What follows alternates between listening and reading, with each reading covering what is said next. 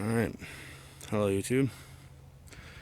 This is going to be a sound comparison, I guess, slash Jeep Cherokee RENIX review. I got a 87 Jeep Cherokee JX, the RENIX Jeep. I paid technically I paid $700.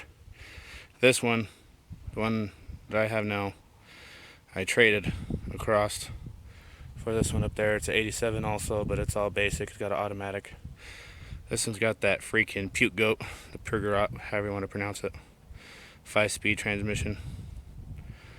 It's only been on the road for a couple weeks. I almost seized up that transmission. It was so low on oil, I had to end up limping it back home first gear. But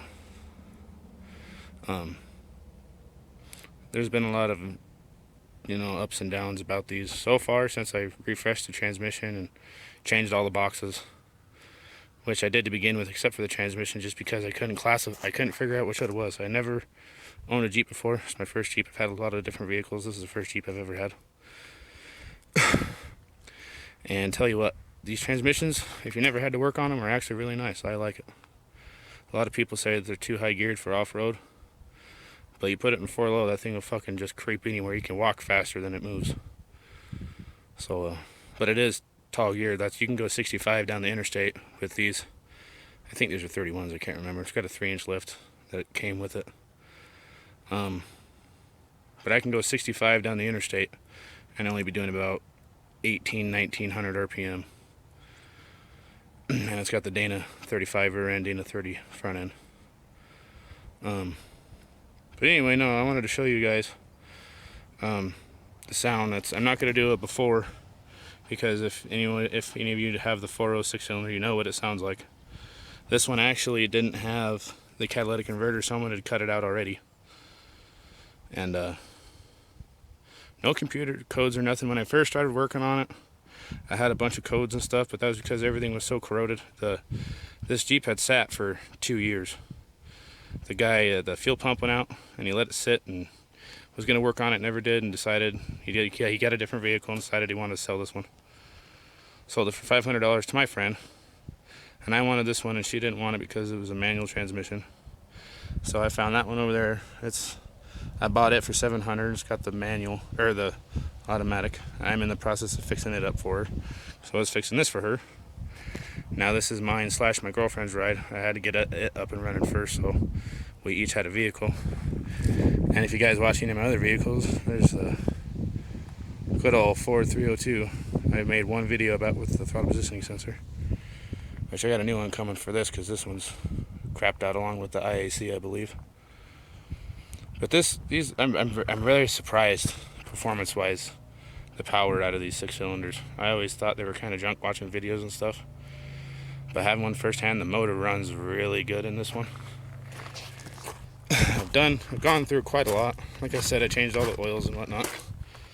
Gone through a lot of the motor. Put a cold air intake on it. Kept the charcoal box, or whatever the hell those people call it. I kept that vacuum line. Got rid of, I think, 3 of them. I got rid of this that vacuum tree deal that they had there. Tidied it up and ran all the vacuum lines where they needed to go. Took the valve cover off. It was pretty gummed up underneath. I've seen some videos though of people having it a lot worse. But this one wasn't in too bad a shape. I definitely did clean it up though. The underneath side of the valve cover head though was terrible. That bung in the back, I can't remember what it's called, the CCC or the CCV valve or something or other. It was so burned up and carboned up. It was plugged up, and I tried pulling it out, and it just crumpled out.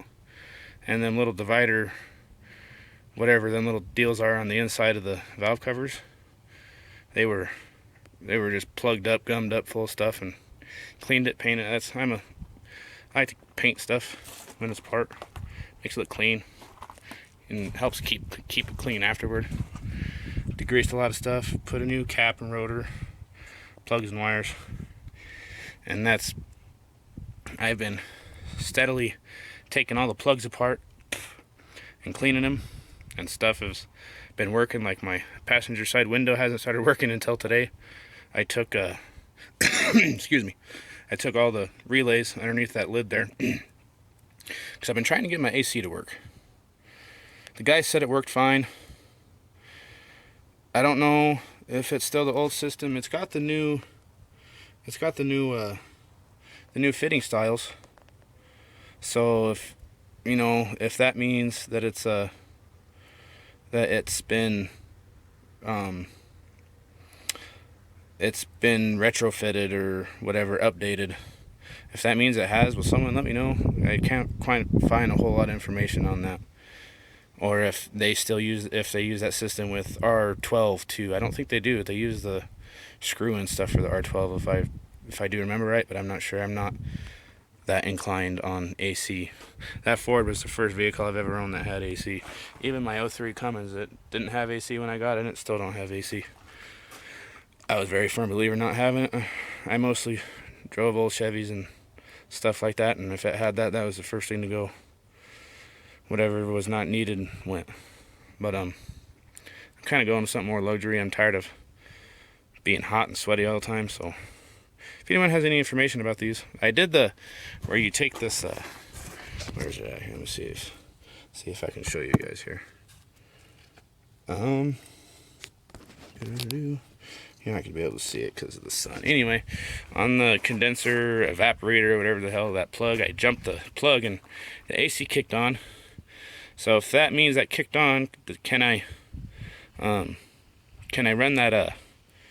Can I fill it with Freon while that's running? Because I tried hooking it up to it before, and the gauge went in the red. And I don't know anyone else that does this stuff. So anyone knows anything about that, let me know. Cold air intake, just the Spectre stuff. But like I said, this thing runs strong, man. I've raced another Jeep in town, Wrangler with the 6.0 or with the 4.0, and stomped it. Raced a pickup and a car, stomped them. Thing's fast, man, and it like I said, the exhaust surprisingly sound good. And this is what I did today. Just a quick. I put the Cherry Bomb 18-inch. I haven't even fired it up yet. I literally just got done bolting it all up. I'm trying to get this video done before I run out of battery. I'm dying here. I'm at 13%. Turned all the brackets up. I don't have a welder, so all the clamps, you know, you never see a lot of people point them downward. You never want to do that, in my opinion. You know, everything's in my opinion. Never want to have anything hang down lower than it has to, especially on an off-road vehicle. And I don't know what size mid-pipe. I don't know if that's what you would call that, a mid-pipe. I don't know what size that was. I couldn't quite figure it out. I ended up having to use two different connectors there.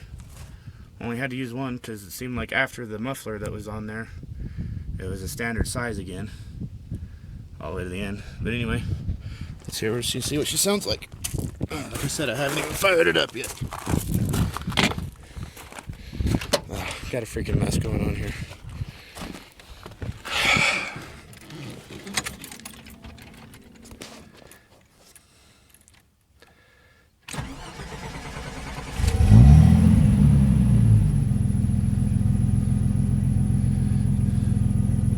Let her run for a second. Firm believer in letting oil build and see what it sounds like from the back.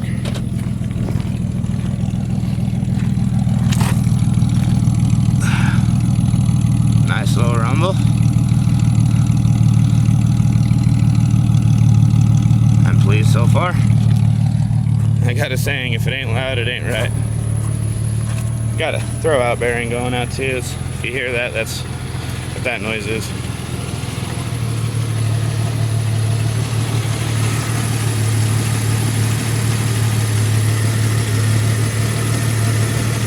And it seems like in all these videos I've ever seen, all these freaking motors shaking, everyone's, oh yeah, they're idling so smooth.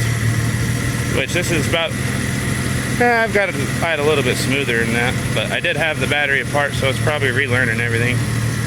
So, yeah, man, these things shake a lot.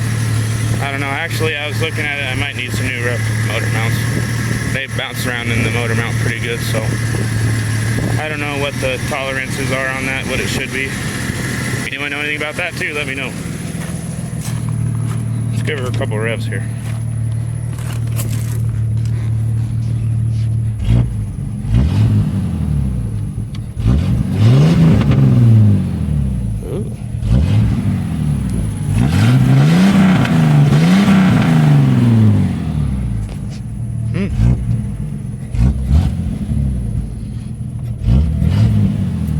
Sounds pretty nice. Let me see if I can set you guys against something on the ground back here. I know this is only a phone, so quality is not good. So, set you back here a little ways so there's not so much distortion. Try it out here.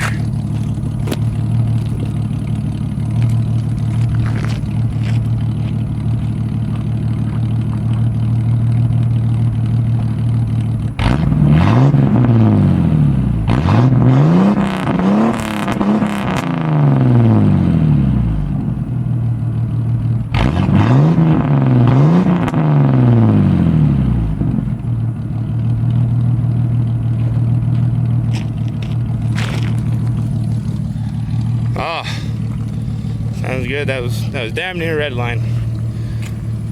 I don't like to hit red line really unless I'm on driving. Free idling, I kind of don't like to do that.